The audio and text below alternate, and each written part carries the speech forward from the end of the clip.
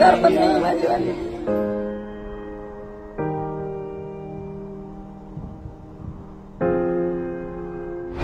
जळगाव जिल्ह्यात गेल्या महिनाभरापासून पावसाने दडी मारलेली होती, त्यामुळे शेतकरी वर्गासह सर्वांच्या चिंता वाढलेल्या होत्या.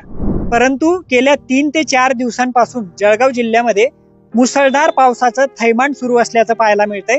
आता आपण पारोळा तालुक्यातील शेळावे या गावामध्ये आहोत आणि मी आता ज्या ठिकाणी उभा आहे ही शेळावे गावातली आदिवासी वस्ती आहे.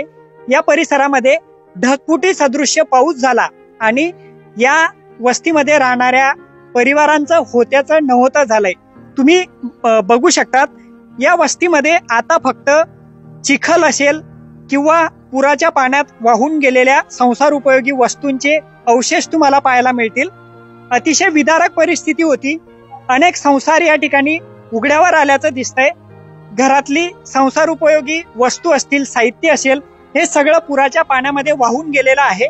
फक्त जीव वाचला एवढंच या लोकांच्या दृष्टीने महत्वाची गोष्ट आपल्याला सांगता येईल.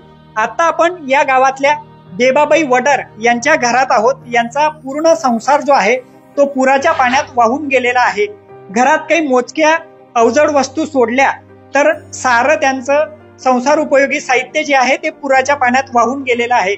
आणि अतिशय सांगताना मला देखील वाईट वाटतं की या बेबाबाई वडर यांच्या घरात कर्ता पुरुष कुणी नाहीये. तुम्ही दृश्यामध्ये बघू शकतात. हा फोटो राजू शिंदे म्हणजे त्यांचे चिरंजीव आहेत. त्यांचं यापूर्वी निधन झालेलं आहे, त्यामुळे घरात कर्ता पुरुष कुणी नाही. बेबाबाई यांच्या सोबत त्यांच्या सुनबाई आणि 2 नातवंडे राहतात. आता आपल्या सोबत स्वतः बेबाबाई आहेत. मावशी, काय सांगाल नेमकी त्या दिवशी रात्री काय परिस्थिती होती? पूर कसा आला, तुम्हाला कसं कळालं होतं? काय परिस्थिती होती त्या रात्री? रात्री दादा जपून गेले आम्ही. रात्री 12:30 वाजता घटना झाली ती. आम्ही तो झोपलेलो होतो. मी खाट समत वाहून गेले, पण शेजारी पाजारी मला उठवाडून घेऊन गेले बकाट्या धरून सनी दादा.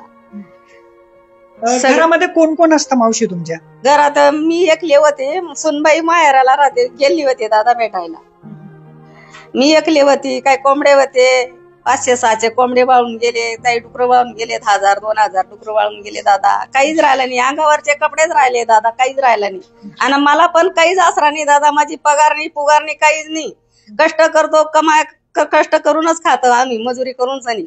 मजुरी करून खावं, नाही भेटी नाही तर भुकेच राहायला लागेल दादा. आता तर अंगावरचेच कपडे आहेत आमच्यावाले, काहीच नाही. काय काय नुकसान झालंय तुमचं या सगळ्या? भांडे कुंडे सगळे चालले गेले, दावरी गोदड्या सगळे चालले गेले, काहीच राहिलं नाही. खाटा पाटा पंखे पुंखे सगळे फिरीत फारीत सगळे चालले गेले दादा, काहीच राहिला नाही. काही पंचनामे झालेत का सरकारकडून या ठिकाणी? काही सरकारकडून पंचनामा करून घेऊन झाले. पंचायतवाले पंचनामा करून झाले. काही तातडीची मदत मिळाली का तुम्हाला? काही मिळालं नाही, काहीच मिळालं नाही. जेवण मिळू राहिले. 4-5 दिवसापासून जेवण मिळू राहिलं आम्हाला. चहा पाणी सगळं मिळू राहिले. आता नेमकी काय अपेक्षा आहे तुमची? काय तुम्हाला मदत करायला पाहिजे?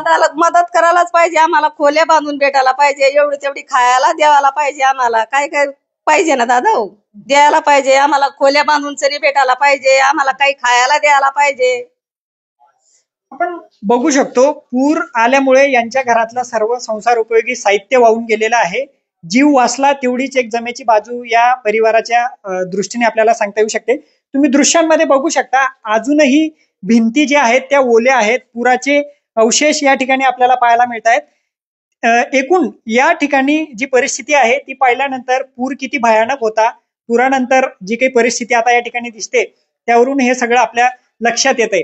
राज्य सरकारने आता या पूरग्रस्तांना तातडीची मदत म्हणून यांच्या निवाऱ्याची व्यवस्था करायला हवी. त्यांच्यासाठी आवश्यक असलेली संसार उपयोगी भांडी द्यावीत अशीच अपेक्षा जी आहे ती बेबाबाई यांनी बोलून दाखवली आहे. या साऱ्या दुर्घटनेनंतर आता राज्य सरकार मदतीसाठी काय पावलं उचलतं हे पाहणं तितकंच महत्वाचं असणार आहे.